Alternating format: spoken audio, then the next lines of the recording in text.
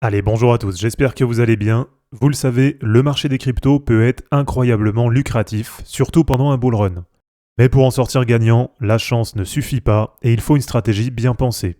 Dans cette vidéo, je vais vous partager 3 astuces clés pour maximiser vos gains et éviter les pièges courants pendant un bull run.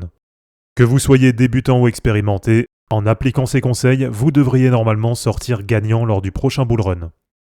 Rappelez-vous bien que sur le marché des cryptos, le plus important n'est pas forcément de savoir quand acheter, mais plutôt de savoir quand vendre. Et une bonne stratégie peut faire la différence entre sortir du bull run avec des profits qui vont peut-être changer votre vie, ou rater le coche et voir tous vos profits s'envoler en quelques semaines au premier retournement de marché. Allez, avant de commencer cette vidéo les amis, si vous cherchez les meilleures plateformes pour investir et trader les cryptos, je vous invite à cliquer sur le lien Linktree qui se trouve dans la description de cette vidéo, dans lequel vous allez retrouver tous les exchanges que j'utilise, avec des réductions à vie sur vos frais de transaction, ainsi que des milliers de dollars de bonus à la clé.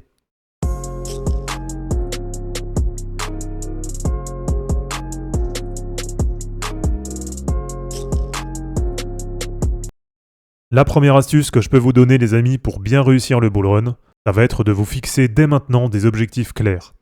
Pour ça, commencez par définir une somme que vous voulez atteindre sur votre wallet.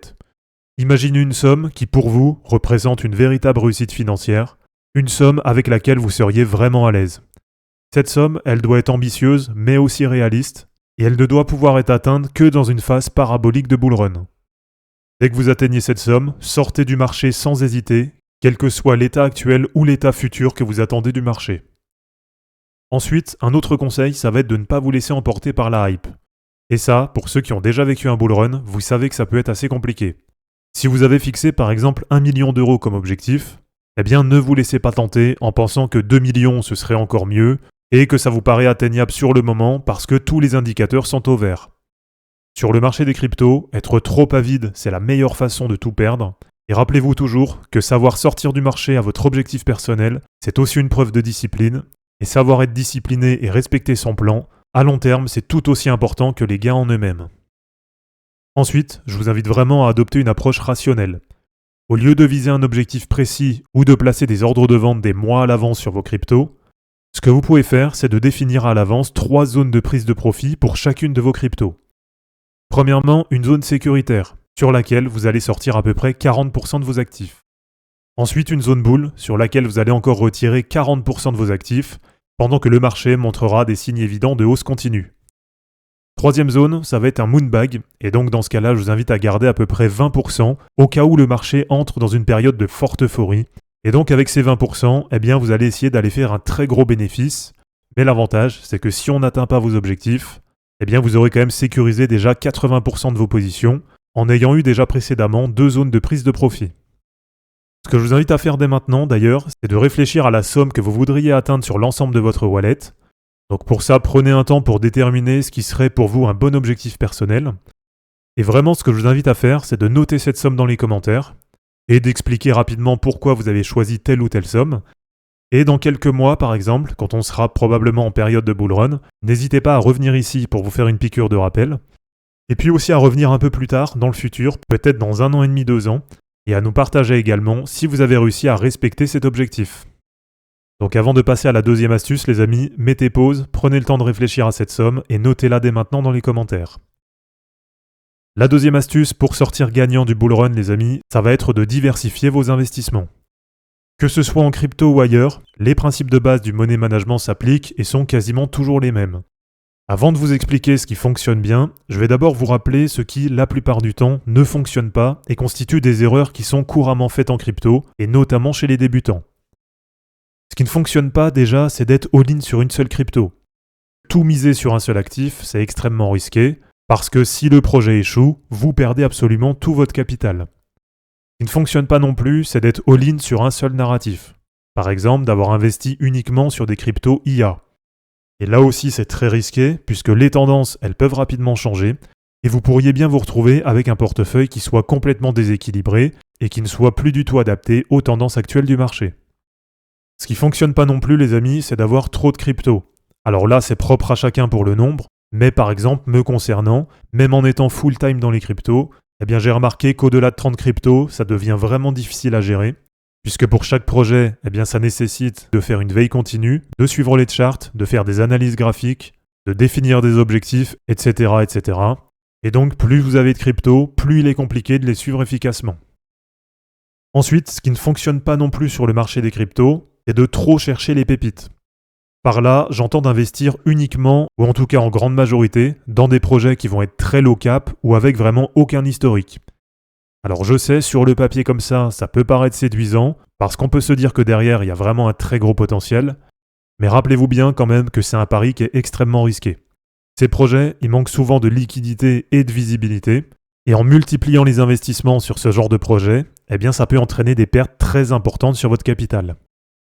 Ensuite, ce qui ne fonctionne pas non plus, ça va être de sauter de train en train, c'est-à-dire de vendre tout ce que vous avez en wallet pour aller à chaque fois acheter le nouveau projet tendance ou la nouvelle hype. Malheureusement, vous le savez, bien souvent, quand on entend beaucoup parler d'un projet, c'est qu'on est déjà plus proche du moment où il faudrait vendre que du moment où il faudrait acheter. Et donc maintenant que je vous ai dit ce qui ne fonctionne pas sur le marché, eh bien je vais vous dire tout simplement ce qui a le plus de chances de fonctionner, et pour ça, très simplement, on va prendre l'inverse de ce qui ne fonctionne pas. Premièrement, ce que je vous invite à faire, ça va être de diversifier vos investissements. Pour ça, vous allez répartir vos fonds sur plusieurs cryptos pour éviter en cas de catastrophe de tout perdre sur un seul projet. Deuxièmement, je vous invite à diversifier aussi les narratifs. Pour ça, vous n'allez pas miser sur une seule thématique et vous allez investir dans différents secteurs des cryptos comme la DeFi, le gaming, l'IA, les infrastructures, etc. Et ça va vous permettre de bénéficier des dynamiques qui sont assez variées au sein du marché des cryptos. Ensuite, ce que je vous invite à faire, ça va être de limiter le nombre de cryptos. Pour ça, trouvez un nombre de cryptos que vous pouvez gérer assez facilement. Me concernant, ça signifie généralement pas dépasser 30 cryptos, et après c'est propre à chacun, en fonction de votre expérience ou du temps que vous avez à y consacrer. Et dans tous les cas, gardez bien en tête que moins vous avez de cryptos, et plus il va être facile de rester informé sur les projets, mais aussi de pouvoir gérer efficacement vos positions. Ensuite, ce que je vous invite aussi à faire, ça va être d'investir dans des projets solides. Privilégiez plutôt les projets qui ont un bon historique, ou alors qui ont une communauté active, ou encore une équipe solide qui a déjà fait ses preuves, plutôt que de courir uniquement après les low cap.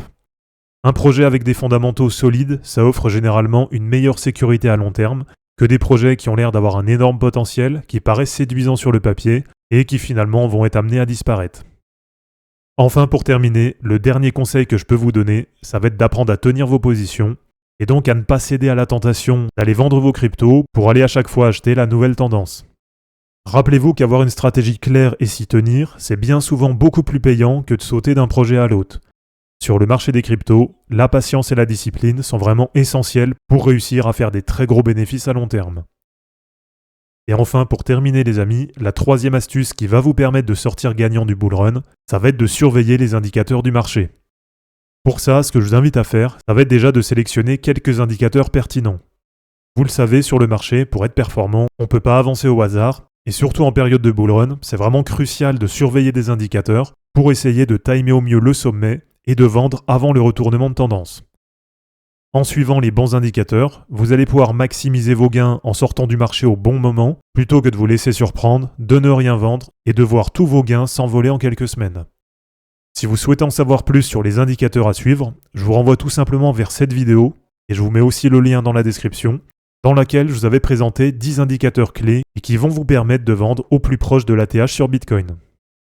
Pour conclure là-dessus les amis, pour sortir gagnant d'un bull run, comme je vous l'ai dit, pour moi c'est vraiment essentiel de vous fixer des objectifs clairs, mais aussi de diversifier vos investissements, et enfin de prendre le temps de surveiller attentivement des indicateurs sur le marché.